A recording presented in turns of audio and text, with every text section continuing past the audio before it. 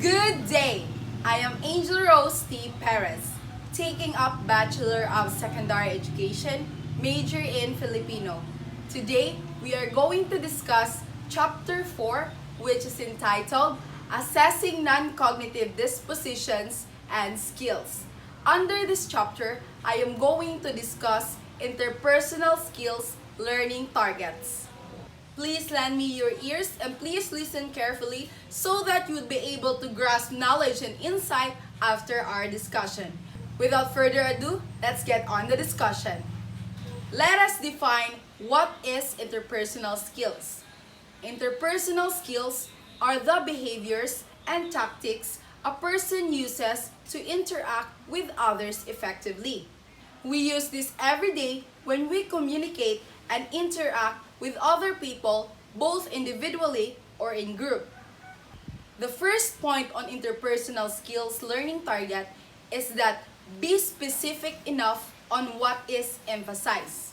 A general statement on improved social relationship is not specific enough to focus instruction and assessment, meaning you should dig deeper to learn more on social relationships.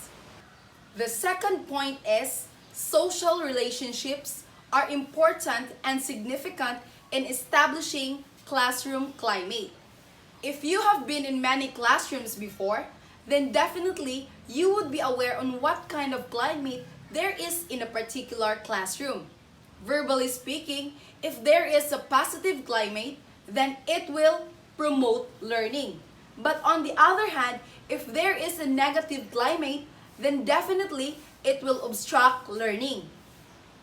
A reasonable non-cognitive target would be to establish student relationships that encourage and support feelings, relationships, and beliefs that promote this kind of environment. Now, let us go on the characteristics that can be used on targets. First is affiliation. This is the extent to which students like and accept each other. The second one is the involvement. This is the extent to which students are interested in and engaged in learning. The third one is task orientation. This is the extent to which classroom activities are focused on the completion of academic tasks. The next one is cohesiveness.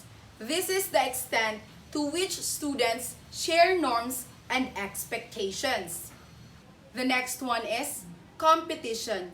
This is the emphasis on competition between students. Competition in any form brings out the best in people and pushes them to excel. In schools, if it is used effectively, then it could encourage and enhance learning significantly. The next one is favoritism, whether the students enjoy the same privileges or not. So favoritism is like acting as if you only have one student and others do not exist. Showing favoritism in a class is definitely not good. It may have bad effects to other students because they will lose their respect to you as a teacher and started to doubt your capabilities in handling a class. The next one is influence. This is the extent to which students influences classroom decisions.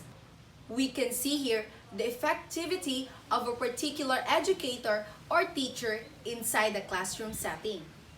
The next one is friction.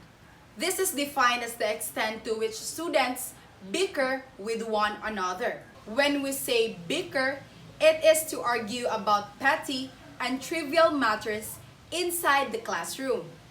The next one is formality. This is the emphasis on enforcing rules. The next one is communication. This is the extent to which the communication is being genuine and honest. We should always remember that communication is very vital in every part of the world. This is the main reason why we people impart knowledge on other people and interact with them as we want to. Last but not the least is the warmth. This is the extent to which students care about one another and show empathy. Now that we are done on the discussion on the interpersonal skills learning targets, let us now proceed to specific examples of interpersonal skills.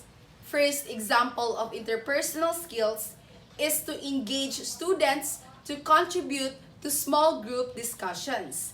In this sense, you as a teacher will divide your class into small group discussions wherein students will be able to share their thoughts, ideas, and opinions on a subject matter without addressing it to the entire class. The second example is that students will have sustained friendships with two or more other students. In this sense, you will be engaged with other people or with your classmates that you do not recognize well. Here, you are already building a relationship with them. That would be the end on our discussion about interpersonal skills learning targets. I hope you have learned something today. This has been Angel Rose T. Perez. Thank you for watching and goodbye.